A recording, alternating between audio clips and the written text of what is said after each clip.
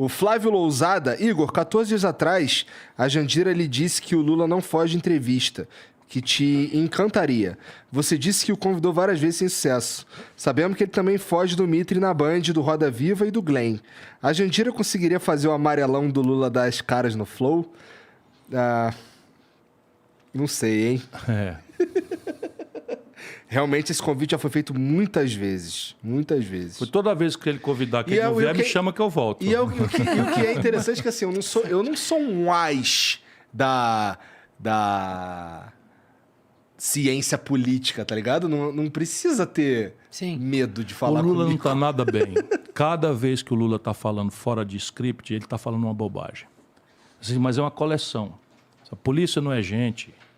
A ilação que tira, né? A polícia não é gente. A classe média está consumindo demais. Aí ainda dá exemplo. Para que ter 2 televisões? Ele, que acabou de alugar aqui uma mansão e tal. Percebe? Que anda de jato. E vai fazendo. Aí o Temer o Temer não foi a favor do impeachment da Dilma. E vai falando. De onde é que vê esse Salles do lado do Alckmin? Você percebe? E ele é muito esperto. Ele não está nada bem. Prestem bem atenção no que eu estou falando. Conheço ele há mais de 30 anos. O Pederneiras manda aqui. Primeiro, parabéns ao trio Ciro Roland 3K. Caralho. O que é isso? Brabo. É nós três. Sim. É o nosso trio. Ciro, o que você acha de um debate PND contra liberalismo com o Rock ou o Kim? Acho que eles gostariam de propostas Topo suas na hora. como controle do Estado pela sociedade e acho que no final vocês concordariam em algo. Por fim... Por exemplo, nós concordamos na luta pelo impeachment do Bolsonaro. Eu estive lá no ato deles e o Lula sabotou. Inclusive mandou me insultar, me agredir fisicamente.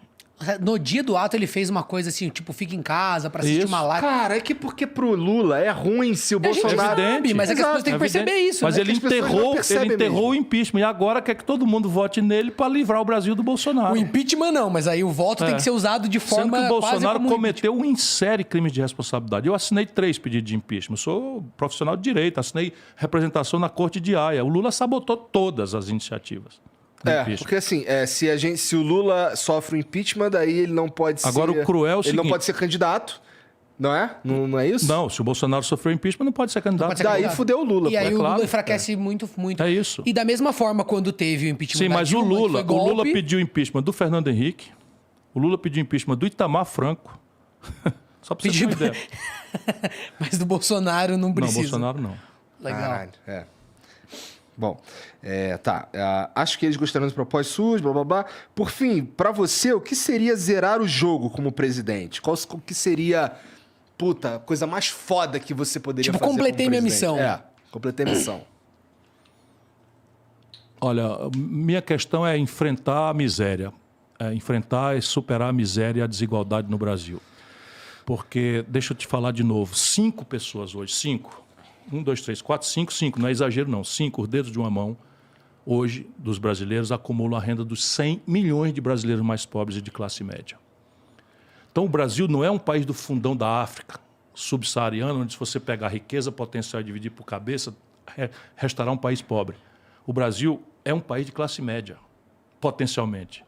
O que está errado porque nós montamos uma estrutura institucional no sistema tributário, no sistema previdenciário, no sistema de juros, no Banco Central, sabe, na alocação das verbas. Tudo é para tirar dinheiro dos pobres e da classe média e transferir para a minoria.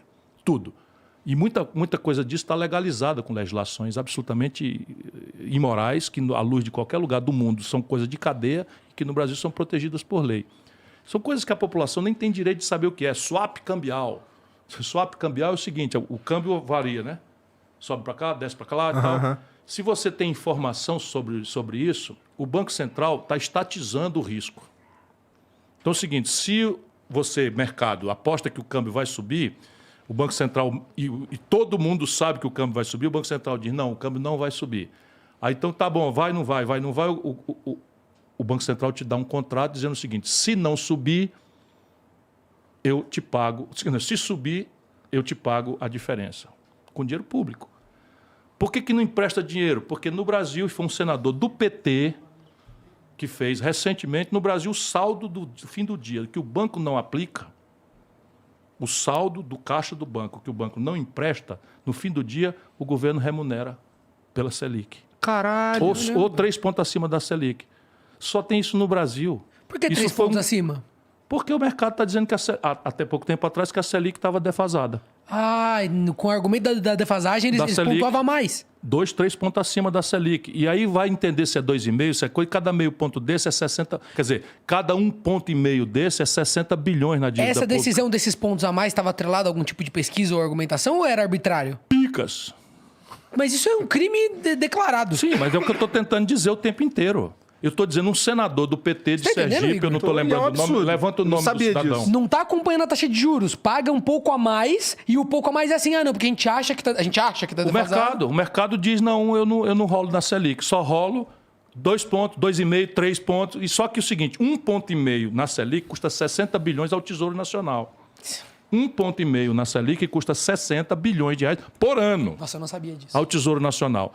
E o banco... Não sabia? Então, assim, eu não sabia desse... Parafraseando o Ciro na outra vez que ele veio, procure no Google. Vá pro Google, vamos conferir tudo. Não, as ordens eu sabia. Mas veja, então, veja bem, o saldo do caixa no fim da tarde, quando o banco vai fechar, o saldo que ele não emprestou para o comerciante, para o industrial, para o prestador de serviço, para a startup, o governo remunera como ele quiser.